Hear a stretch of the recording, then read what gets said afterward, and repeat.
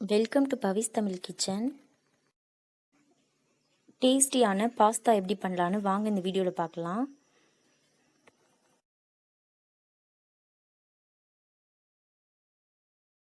நம்ம சேனலை சப்ஸ்கிரைப் பண்ணாதவங்க சப்ஸ்கிரைப் பண்ணிடுங்க. பக்கத்தில் ஒரு பெல் ஐக்கானை கிளிக் பண்ணுங்கள்.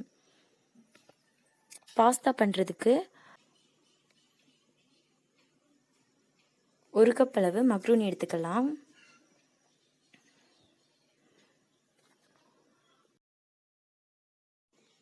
ஒரு பாத்திரத்தில் தண்ணியை நல்லா சூடு பண்ணிக்கலாம். இப்போ இது கூட பாஸ்தாவை சேர்த்துக்கலாம்.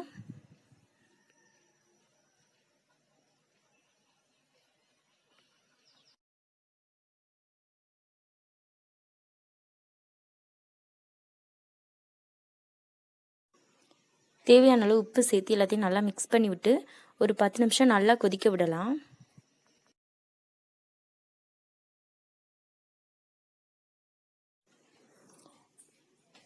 ஒரு ஸ்பூன் அளவு ஆயில் சேர்த்துருக்கேன். நம்ம ஆயில் சேர்த்துக்கிறதுனால பாஸ்தா ஒன்றோட ஒன்று ஒட்டாமல் இந்த மாதிரி நல்லா வெந்து வரும். பாஸ்தா நல்லா வெந்துருச்சு. இப்போ நம்ம செய்கிறதுக்கு தேவையான பொருட்கள் பார்க்கலாம். ஒரு பச்சை மிளகாய் பொடியாக கட் பண்ணி எடுத்துருக்கேன்.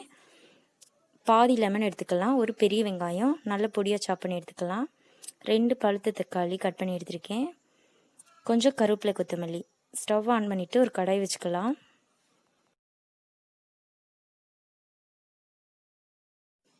ரெண்டு டேபிள் ஸ்பூன் அளவு ஆயில் சேர்த்துக்கலாம்.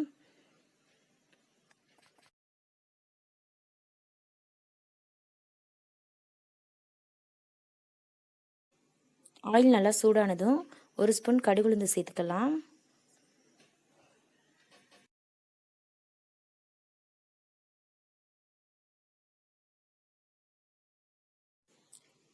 அரை ஸ்பூன் ஜீரகம் சேர்த்துக்கிறேன். எல்லாம் நல்லா பொரிஞ்சதும் கருவேப்பிலை சேர்த்துக்கலாம்.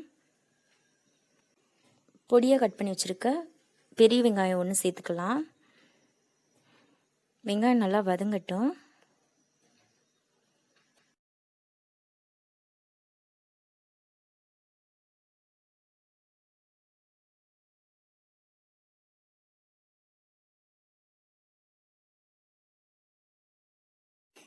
வெங்காயம் நல்லா வதங்கினதும் ஒரு பச்சை மிளகாய் பொடியாக கட் பண்ணி சேர்த்துருக்கேன். உங்களுடைய காரத்துக்கு தகுந்தாப்பில் பச்சை மிளகாய் சேர்த்துக்கோங்க.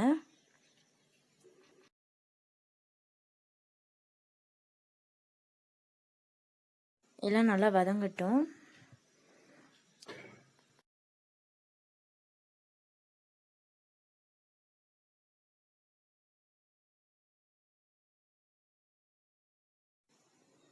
இப்போ நம்ம 2 பழுத்த தக்காளி பொடியாக கட் பண்ணி சேர்த்துக்கலாம்.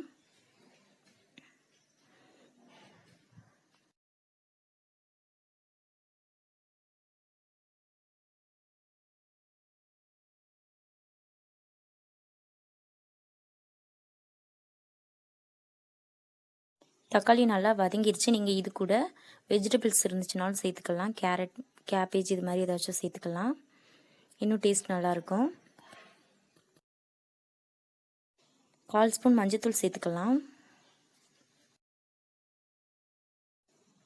1 ஸ்பூன் தனி மிளகாத்தூள் சேர்த்துருக்கேன்.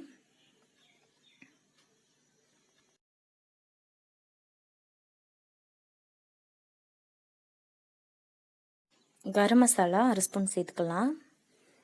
எல்லாத்தையும் நல்லா மிக்ஸ் பண்ணி விட்டு வதக்கி விட்டுடலாம்.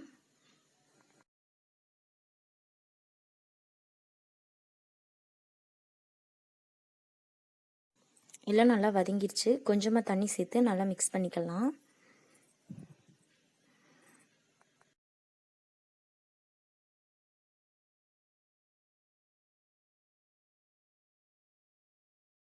மசாலாவுக்கு தேவையான அளவு உப்பு சேர்த்து நல்லா மிக்ஸ் பண்ணி விட்டு வதக்கி விட்டுடலாம்.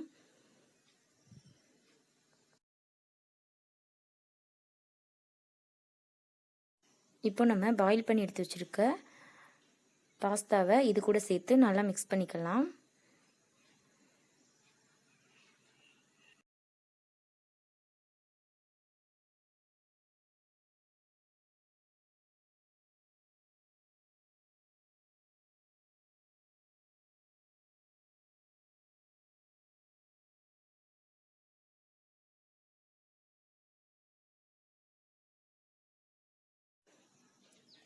இப்போ நமக்கு டேஸ்டியான பாஸ்தா ரெடி ஆயிடுச்சு.